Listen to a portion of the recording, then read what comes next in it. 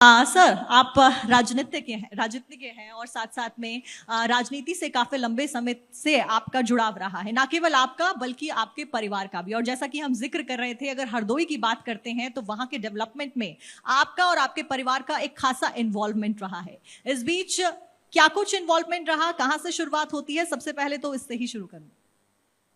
देखिए, इस आपके चैनल के माध्यम से मैं हरदोई की जनता का, क्योंकि आपने हरदोई के इसमें मुझे प्रश्न किया है, हरदोई की जनता का बहुत आभारी हूँ कि उन्होंने इतने लंबे समय तक, ये मेरा सौभाग्य है, मेरे पिता का और खास मेरे दादा और मेरी परदादा का भी, कि इतने लंबे समय तक हमें जन सेवा करने का मौका दिया है। और जो विश्वास हरदोई के जनमानस ने हमारे ऊपर बनाए, इसके लिए उनका शुक्रिया अदा करना चाहता हूँ। डेवलपमेंट की जहाँ तक बात करी आपने, मुझे खुशी है कि आज हरदोई उत्तर प्रदेश के एक बहुत ही उभरते हुए जनपदों में से गिना जाता है। चाहे आप इंडस्ट्रीज़ की बात ले लीजिए, इंफ्रास्ट्रक्चर की बात ले लीजिए। इंफ्रास्ट्रक्चर में अगर मैं बात करूं, पावर, रोड इंफ्रास्ट्रक्चर, हेल्थ और एजुकेशन, इन सभी अगर पैरामीटर्स पे अगर आप उसको देखेंगे तो हरदोई जनपद में पिछले 25 से 30 वर्षों में के कार्यकाल में, 40 वर्षों के कार्यकाल में एक अभूतपूर्व बदलाव आया है। आज इंडस्ट्रीज़ की बात करें तो हरदोई में आज मैक्सिमम इंडस्ट्रीज़, हमारा इंडस्ट्रियल एरिया है संडीला, जो क्षेत्र का कहा जाता है, डिस्ट्रिक्ट हरदोई में ही है। बहुत बड़ी बड़ी इंडस्ट्रीज़ आ रही हैं। जीडीपी के अगर हम बात करें तो आज हरदोई की जीडीपी बहुत ही तेज़ी से ग्रो कर रही है। तो हम लोगों ने अपनी कोशिश करी है कि हम अपने जनपद में जो मूलभूत सुविधाएं हैं, उन मूलभूत सुविधाओं को अच्छा करें, बेहतर करें, लोगों को मूलभूत सुविधाएं उपलब्ध हो, और एक जो बेसिक इंफ्रास्ट्रक्चर को डेवलप करने के लिए जो कोशिश होती है उसको हम लोग लगातार करते रहते हैं, जिससे आज हमारा जनपद बहुत ही अच्छी और एक प्रोग्रेसिव डिस्ट्रिक्ट के रूप में आज गिना जाता है, देखा जाता है। साक्षी, जैसे आपने शुरुआत की कि हरदोई से शुरुआत की, नितिन जी हमारे पड़ोसी भी हैं, क्योंकि मैं शाहजहांपुर से आते हैं, आप हरदोई से आते हैं। आपके विषय में पहले भी सुनता रहा हूं लगातार, आज मंच के माध्यम से अपने मन के सवाल भी करूंगा। आपने हरदोई की बात करी, ये वो परिवार है, मैं आपको बताना चाहूंगा, ये वो परिवार है जिसका प्रभुत्व करीब 10 से 12 जिलों पर होता है, जिनका प्रभाव 12 से अधिक जिलों पर पड़ता है। वहां की राजनीति का प्रभाव, आपकी राजनीति का प्रभाव 10 से 12 जिलों में रहता है।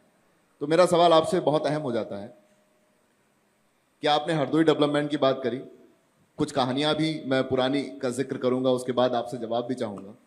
सबसे पहला मेरा सवाल है, क्योंकि हम लोकसभा चुनाव से ठीक पहले बैठे हुए हैं, आपका कमेंट बहुत अहम हो जाता है कि लोकसभा चुनाव में इस बार कितनी सीटें लाने वाले हैं।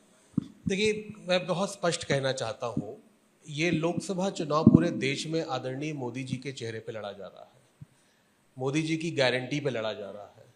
और भारतीय जनता पार्टी के पास आज इतना पॉपुलर चेहरा हमारे साथ बीच में जो हैं, जो देश के प्रधानमंत्री हैं, जिनके नेतृत्व में आज हम चुनाव लड़ने जा रहे हैं। मैं हरदोई की बात नहीं कर रहा हूँ, मैं उत्तर प्रदेश की बात करना चाहता हूँ कि आज चुनाव की शुरुआत होने जा रही है। 2-3 दिन में मुझे लगता है मॉडल कोड ऑफ कंडक्ट लागू हो जाएगा, डेट्स आ जाएंगी इलेक्शन की। ये स्पष्ट है, हम लोग क्योंकि फील्ड में रहते हैं, कई जनपदों में हम जाते हैं, लोगों से मिलना होता है, लोगों का फीडबैक हम लोग को मिलता रहता है। मैं ये स्पष्ट तौर पे कह सकता हूँ, विश्वास के साथ कह सकता हूँ कि इस बार के चुनाव में उत्तर प्रदेश में हम सभी 80 की 80 सीटें जीतेंगे। मोदी जी की नेतृत्व में चुनाव में उनका पॉपुलर चेहरा है, उनकी गारंटी है, उनका विश्वास है जो लोगों के प्रति है, लोगों के मन में है। एक विश्वास है कि अगर मोदी जी ने कुछ कहा है, प्रधानमंत्री जी ने कोई वादा किया है, चाहे देश की जनता के साथ, उस वादे को पूरा किया है। जो मैनिफेस्टो में वादे किए थे, उन वादों को 100% पूरा करके पिछले 5 वर्षों में उन्होंने करके दिखाया है। हम सभी सीटें जीत रहे हैं और देश में पूर्ण बहुमत की हमारी सरकार बन रही है। क्या बात है, क्योंकि सवाल वहीं से निकलेगा, क्योंकि आपकी पूर्वजों की लेगेसी को आप लगातार आगे लेकर आ रहे हैं, आपके दादा, परदादा, फादर और अब आप। क्योंकि जब लेगेसी चलती है तो वहां निर्धारण होता है नियमों का। एक बड़ी जिम्मेदारी आ जाती है कि आप उनके पग चिन्हों पर चलें जो आपके पूर्वज चलते आए हैं। तो वो क्या अहम जिम्मेदारियां और कहां तक मानते हैं अपने आप को? नितिन अग्रवाल अपने आप को कहां मानते हैं कि कहां तक पहुंच पाए हैं उन पग चिन्हों को फॉलो करते हुए? वो नहीं, देखिए, मैंने जैसे पहले भी कहा था कि निश्चित तौर पे मैं हरदोई की जनता का ऋणी हूँ, और मेरा सौभाग्य भी है कि इतने लंबे समय तक हमें हरदोई के लोगों ने जनसेवा करने का मौका दिया है। और जहाँ तक कि लेगेसी की बात है, ये निश्चित तौर पे एक जब मैं आया था राजनीतिक क्षेत्र में, मैंने जब अपनी 2004 में पहली बार, तो एक मुश्किल हमें समय मेरे लिए ये भी था, क्योंकि देखिए लोगों की एक्सपेक्टेशंस जो होती हैं वो बहुत ज़्यादा होती हैं। जब आपके पिता ने इतने लंबे समय तक काम किया है, अभी भी काम कर रहे हैं, उन्होंने जैसा किया है, लोग आपको उनकी नज़रों से ही देखते हैं, उनके वही एक्सपेक्ट करते हैं कि वो जैसा वो कर रहे हैं वैसे ही आप भी करें। तो एक बड़ा प्रेशर रहता है हमेशा। लेकिन मैं समझता हूँ कि धीरे धीरे मुझे लोगों ने सिखाया है, जनता ने सिखाया है। मुझे सरकार में काम करने का जब मौका मिला तो एक उसका अनुभव भी मिला है। और मैं समझता हूँ कि आज मैं भी चौथी बार का विधायक हूँ उत्तर प्रदेश में, मेरा चौथा टर्म चल रहा है। निश्चित तौर पे अगर मुझे चौथा टर्म मिला है तो जनता ने मुझ पर विश्वास किया है, इसलिए मैं आज चौथी बार उत्तर प्रदेश की असेंबली में बैठा हुआ हूँ। तो ये जो मेरी हमेशा कोशिश रहती है कि मेरे लोकतंत्र में जिन्होंने मुझे इस पद पे बिठाया है, मैं उनकी आकांक्षाओं पे खरा उतरूं, और जो एक्सपेक्टेशन उनको है मुझसे, उस एक्सपेक्टेशन को मैं पूरा करूं। बात हरदोई की हो रही है। हरदोई का जब भी जिक्र होता है ना तो अग्रवाल फैमिली सबसे आगे दिखाई देती है। बड़ी कहानियां, लोक कृतियां फेमस हैं। उसी में से एक मैं आपको सुनाना चाहूंगा, क्योंकि मैं शाहजहांपुर से आता हूं, वहां तक पहुंचती हैं बातें सारी। ये कहा जाता था कि चाहे सरकार समाजवादी की हो, चाहे बीएसपी की हो, चाहे कांग्रेस की हो, या किसी की भी हो, चाहे बीजेपी की हो, हरदोई के अंदर पूरा प्रदेश अगर अंधेरे में होगा, हरदोई के अंदर लाइट 100% आएगी, 24 घंटे आएगी। तो ये इंपॉर्टेंट इसलिए हो जाता है क्योंकि आप उनकी जिम्मेदारी लेते हैं। तो हरदोई के लिए और कौन कौन सी जिम्मेदारियां निभाने और बहुत बड़ा कुछ करने वाले हैं आप? अब देखिए, बहुत सारी चीज़ें हुई हैं पिछले 7 वर्ष के हमारे उत्तर प्रदेश की सरकार में, और 2014 से जब से आदरणीय मोदी जी के नेतृत्व में सरकार बनी है, बहुत बदलाव आया है हरदोई में। इंफ्रास्ट्रक्चर के अगर क्षेत्र की मैं बात करूं, आज इंडस्ट्रीज में हरदोई एक अग्रणी भूमिका निभा रहा है। बड़ी बड़ी इंडस्ट्रीज हरदोई में आई हैं, लोग डिस्ट्रिक्ट में आना चाहते हैं। एक हमारा इंडस्ट्रियल एरिया बहुत अच्छा डेवलप हुआ है। दूसरा, अगर रोड इंफ्रास्ट्रक्चर की मैं बात करूं तो आप देखें अगर आके, तो आज चाहे बाईपास का निर्माण हो रहा हो, आज हरदोई 4 लेन सड़क से जुड़ा हुआ है। सभी, अगर आप डिस्ट्रिक्ट हेडक्वार्टर को देखें तो आज हरदोई जितने भी हरदोई का जो डिस्ट्रिक्ट हेडक्वार्टर है, वो पूरा डिस्ट्रिक्ट हेडक्वार्टर 4 लेन, हर तरफ से 4 लेन से जुड़ गया है। हमारे यहाँ मेडिकल कॉलेज है, जहाँ शिक्षा की अगर मैं बात करूँ, एग्रीकल्चर की पढ़ाई होती है। अगर आप पावर की बात करें, बिजली की बात करें, तो आज केवल हरदोई में ही नहीं बल्कि प्रदेश में 24 घंटे बिजली आ रही है डिस्ट्रिक्ट हेडक्वार्टर्स में, तो उसका इंफ्रास्ट्रक्चर काफ़ी इंप्रूव हुआ है। तो हर चीज़ में मैं अगर देखूं, और ये सब इसलिए हुआ है, देखिए इसका मुख्य कारण है कानून व्यवस्था, लॉ एंड ऑर्डर।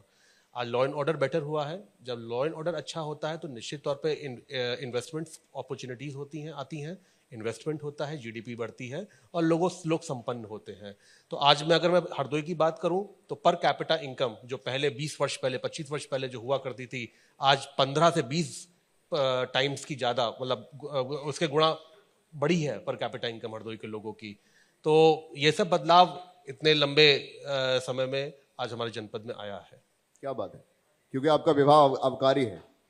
मैं पहले भी बात कर रहा था, अब उस विषय में बात करूंगा कि अगर किसी प्रदेश के विभागों की बात की जाए तो मुख्य विभाग कौन होते हैं, तो उन 5 विभागों में आबकारी विभाग भी सबसे ऊपर होता है, क्योंकि इस पर 2 जिम्मेदारियां होती हैं। एक सामाजिक जिम्मेदारी, दूसरी रेवेन्यू की जिम्मेदारी। क्योंकि एक प्रदेश को चलाने के लिए पैसे की भी आवश्यकता होती है, जो सड़कों और उनके निर्माण कार्यों में जरूरत होता है। तो आबकारी विभाग तब के और नितिन अग्रवाल के आने के बाद क्या बदला, कहां पहुंचा? बहुत चेंजेस आए हैं। मैं ये नहीं कहूँगा मेरी वजह से आए हैं। अगर मैं 2017 से अगर मैं उसको लूँ, एक बुकी हमें बेंचमार्क लेना पड़ेगा, 2017 में जब हमारी सरकार आई थी प्रदेश में, तब आबकारी विभाग का रेवेन्यू उत्तर प्रदेश में करीब 14,000 करोड़ के आसपास था। बहुत लीकेजेस थी। यहाँ पे जो पॉलिसी बनती थी आबकारी की, एक्साइज की, वो कुछ लोग बैठ के बनाते थे सरकार के साथ, और क्योंकि उनके बिजनेसेस को फ़ायदा हो, उनको प्रायोरिटी मिले, उस हिसाब से प्रदेश की पॉलिसी बनती थी। आज 17 से आज हो गए हम 24 पे आ गए हैं। 7 साल में हमारा 14,000 करोड़ से रेवेन्यू बढ़कर हम लोग करीब 50,000 करोड़ के आसपास पहुंच रहे हैं। तो करीब 3-3.5 गुना से की बढ़ोतरी जो आज प्रदेश के रेवेन्यू में हुई है, वो इसलिए हुई है कि हम ट्रांसपेरेंसी लेकर आए हैं। पॉलिसी में भी ट्रांसपेरेंसी लेकर आए हैं, वर्किंग में भी ट्रांसपेरेंसी लेकर आए हैं। हमने पूरी तरीके से डिजिटाइज किया है अपनी वर्किंग को, विभाग की वर्किंग को। जो गैप्स थे उन गैप्स को बंद किया है, और ख़ास तौर पे इसलिए भी हुआ है कि विभाग में इन्वेस्टमेंट अपॉर्चुनिटीज़ भी बहुत आई हैं, इन्वेस्टमेंट बहुत हुआ है। आज हम 100 डिस्टिलरीज के करीब की संख्या पहुंच रही है प्रदेश में। हमारा प्रदेश जो पिछली सरकारों में कंजम्पशन स्टेट कहा जाता था कि हम कंजम्पशन, हमारे यहाँ की वजह से हमें रेवेन्यू आ रहा है, कंजम्पशन से तो आ ही रहा है रेवेन्यू, लेकिन अब हमने उसमें बदलाव करके हमने कहा कि अब हम प्रोडक्शन स्टेट भी बन गए हैं, क्योंकि आज देश में सबसे ज़्यादा एथेनॉल अगर कहीं प्रोड्यूस हो रहा है तो वो उत्तर प्रदेश में हो रहा है।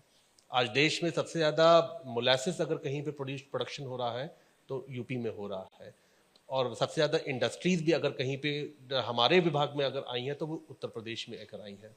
तो ये बहुत सारा बदलाव हुआ है, और हम लगातार 14 से 15% की ग्रोथ को लेते हुए आगे बढ़ रहे हैं। ये तो हुई रेवेन्यू की बात।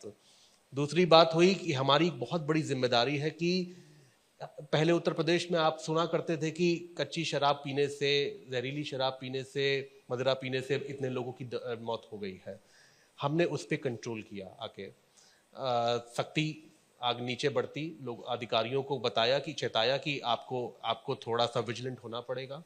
और आज मुझे खुशी है कि 2022 में जब हमारी दूसरा कार्यकाल हमारी सरकार का शुरू हुआ, 2 साल हो गए हैं, आज 25 करोड़ की जनसंख्या वाले प्रदेश में एक भी घटना मौत की नकली शराब पीने से उत्तर प्रदेश में नहीं हुई है।